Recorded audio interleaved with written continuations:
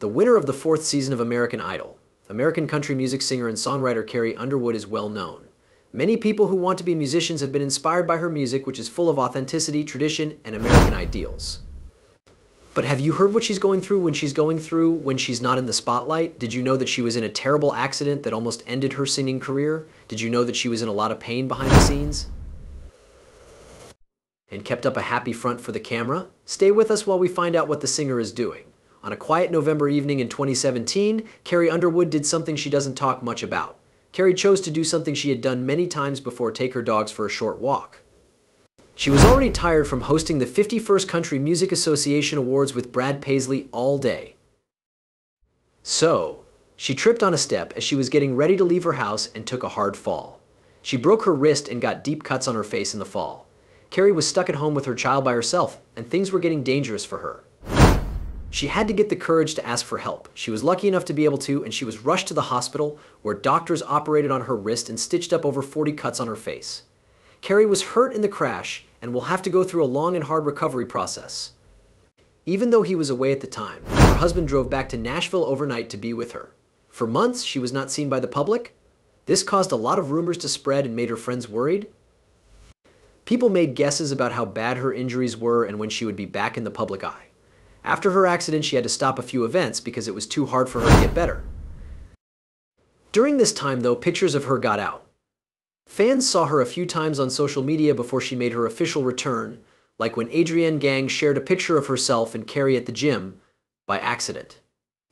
Adrienne got a lot of questions from people who liked Carrie. That was the first picture of Carrie taken since her accident. They were interested in how Carrie looked. Adrienne said Carrie looked great and didn't show any signs of being hurt. Fans weren't yet sure though, and Carrie made them doubt her face and the healing process even more. She shared a picture of her face at the end of 2017 with a blanket covering most of it. The fans got even more worried. What was going on? It wasn't a surprise what Carrie did. As she goes through this hard time in her life, most people would probably feel the same way she does. She might have done it because she was afraid she wouldn't be accepted, or she might have been trying to get attention. No matter what it was, Carrie finally shared a picture of herself in the studio on April 6, 2018, with the words "Miss these guys" hash band rehearsals written next to it. She not only proved that she was better, but she also gave hints that she might return to the big stage. Carrie Underwood will be performing at the 53rd Academy of Country Music Awards, which was revealed by the organization. People were really looking forward to seeing her perform at the ACM Awards on April 15, 2018. Fans and other artists were also excited.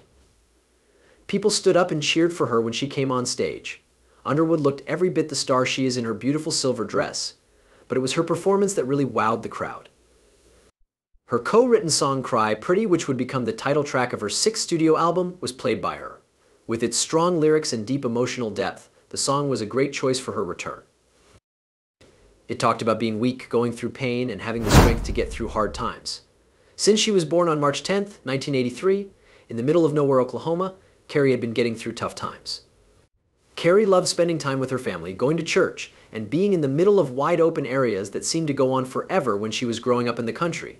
She fell in love with singing when she was young and poor. Carrie's early years were full of gospel music and country songs. She sang a lot at the First Free Will Baptist Church, which was close to her home. That's where people first noticed her strong singing. It was clear that she was talented, and she quickly became a regular at talent shows and state fairs, where her singing skills amazed everyone. She grew up in a small town, but Carrie still had big dreams of making it in the singing business. Carrie went to Northeastern State University in Tahlequah, Oklahoma, after high school and majored in broadcast news. Even though she was studying, her love for singing never went away. She kept performing at neighborhood events, getting better at what she did, and wishing for a bigger stage. She had no idea that things would change in her life in ways she always dreamed of. In 2004, Carrie chose to try out for the 4th season of American Idol. This choice would have a huge impact on the rest of her life. She was a senior in college at the time and had never played in a band before. But her natural ability and honest personality quickly caught the judges' attention, even Simon Cowell, who is known for being very tough. Bonnie Raitt's "I Can't Make You Love Maine" was her audition song, and it showed off her amazing vocal range and emotional depth. This put her on the path to fame.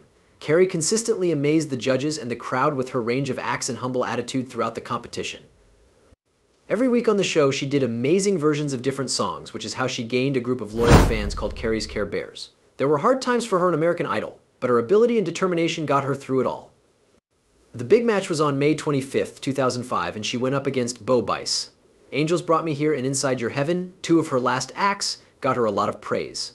Ryan Seacrest revealed that she had won the 4th season of American Idol with 70 million votes, which was a record. Winning the show was just the start for her. It was great for Underwood's career after she won. Along with her win on American Idol, Carrie got a recording deal with Arista Nashville. This deal was very important for her as she went from being a reality TV star to a professional music artist. A lot of people saw Carrie for the first time on the show, including music fans of many types. This wide range of fans made her become popular with people who like both country and pop music. Carrie went on tours and appeared at many high-profile events after she won. The momentum she gained on American Idol went over to her other albums and projects. Inside Your Heaven, her first song, made history when it went straight to #1 on the Billboard Hot 100. Quite an accomplishment for a country singer. Her first album, Some Hearts, came out after this and became the best-selling debut record by a female country artist ever. Hits like Jesus Take the Wheel and Before He Cheats showed off her singing skills and ability to tell stories. Carrie reached another important goal just 2 years after winning American Idol. She won her first Grammy for Best New Artist in 2007. It wasn't long before her second record, Carnival Ride, became a big hit too, solidifying her place in the country music scene. With hit songs like So Small and Last Name, she continued to win fans over with her honest lyrics and themes that people could relate to. From the start of her work, Carrie Underwood's music often had pop elements. Carrie started to try out more pop sounds on her third record, Play, which came out in 2009. This was clear in the hit song Cowboy Casanova, which had a more upbeat and polished sound. During this time, she started to change as an artist by combining traditional country styles with more modern ones. Things went well for Carrie in her love life as well.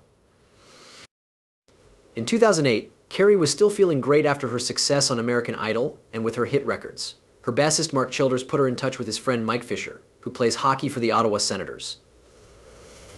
Carrie was hesitant at first, but she decided to meet Mike at a meet and greet backstage after one of her concerts. Their first meeting was exciting. Carrie remembered that her first thought about Mike was that he was really hot. There was no denying how well they got along, but their new relationship faced a big problem. Farther.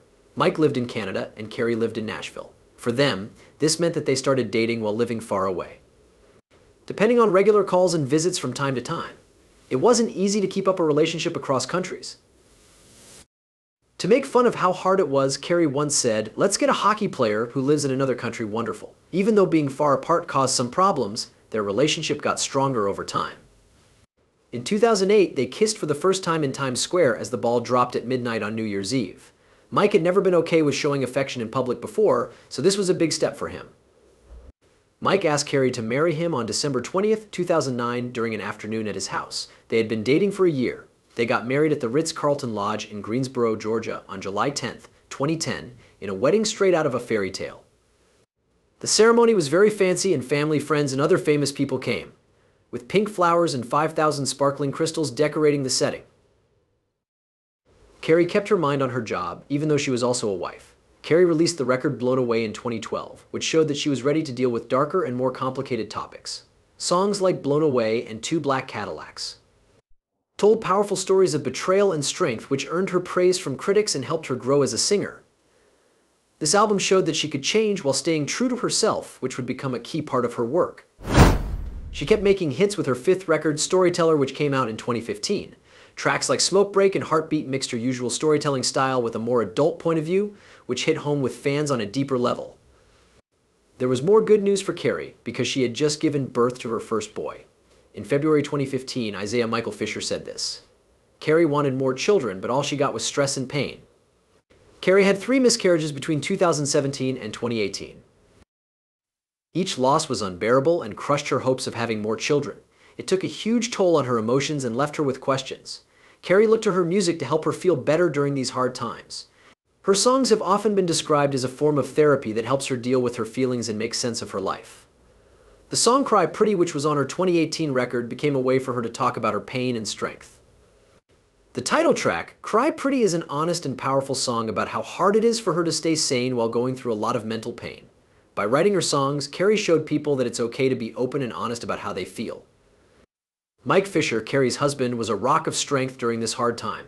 He gave her the mental stability she needed by always being there for her and understanding.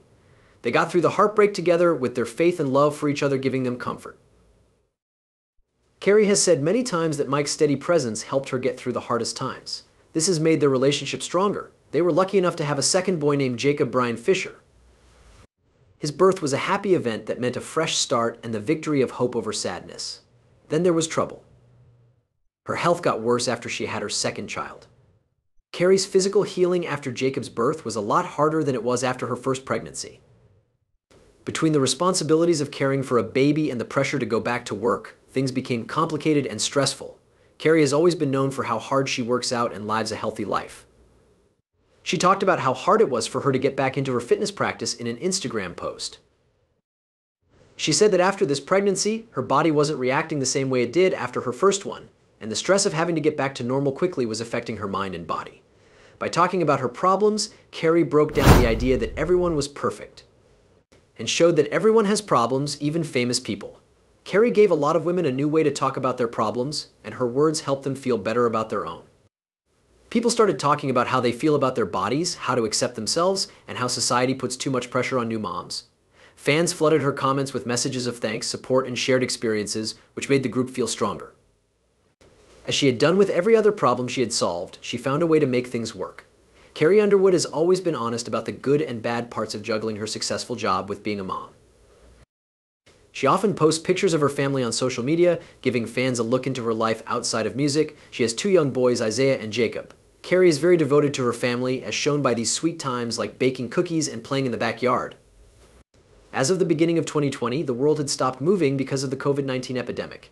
This sudden break in Carrie's busy routine turned out to be a good thing after all. Since her tours and public events had to be canceled, she had a lot of time to spend with her family at home. She was able to really connect with her kids during this time, and saw how they grew in ways she hadn't been able to before. She often told stories about their daily activities, such as when they were teaching or having fun playing. She talked about how touching it was to teach Isaiah how to ride a bike. She was so happy and proud as she talked about his first successful ride without training wheels. These easy, everyday events turned into memories that she and her family will always treasure. Carrie has talked about how the pandemic let her watch her kids grow and change right in front of her eyes. She was amazed by Isaiah's imagination and interest, as well as Jacob's growing personality. Spending time together this time made their relationship stronger and deeper, which might have been harder to do with her busy schedule. While the school was locked down, Carrie kept working on her songs and other projects. During this time, she made her first Christmas album, called My Gift, and her first church album, called My Savior. Work and family life didn't always get along, but Carrie found ways to be both a mother and an artist. She often taped songs at home with her boys close by, which made her house a creative haven. As things started to get back to normal, Carrie had to balance going back to work with keeping the close family ties she had built during the pandemic. She began her Denim and Rhinestones tour in 2022. This is her first big show since 2019. She tried harder this time to balance her work obligations with time with her family. She planned her tour so that she could go home often, and she even brought her family with her for some of the trip. Videos of her boys watching her perform from the crowd, with Isaiah waving and kissing her, quickly became hits. Fans also loved Carrie's return to American Idol, first as a guest judge and then as a coach. This was a big moment in her personal life as well as her career. She told her family about this important event, especially her sons Isaiah and Jacob. Carrie often talked about how proud and happy her oldest son, Isaiah, was when he saw his mother on TV. Isaiah's pure happiness and respect made her return feel very personal. When his mom showed up on TV, he would be happy and tell his friends, "That's my mom," giving Carrie a feeling of pride and accomplishment. As a teacher and judge, Carrie brought a lot of knowledge and understanding. She remembered how nervous and hopeful she felt when she was on that stage. Using her own experience as a guide, she gave the contestants honest advice and helpful comments. Not only did she teach me professional skills, but she also taught me how to deal with the ups and downs of the music business. She could see how much she had grown as an artist and as a person because of this experience. It made her remember how much she had worked and not given up until she got where she was. It made Carrie happy to teach and encourage the next crop of artists. Between being a hopeful candidate and a well-known mentor, Carrie's life has gone full circle. Her story shows how dreams can come true, how hard work pays off, and how important it is to give back. People are still moved by Carrie's story, which shows that if you work hard and are passionate about something, you can achieve anything. What will the country star do next?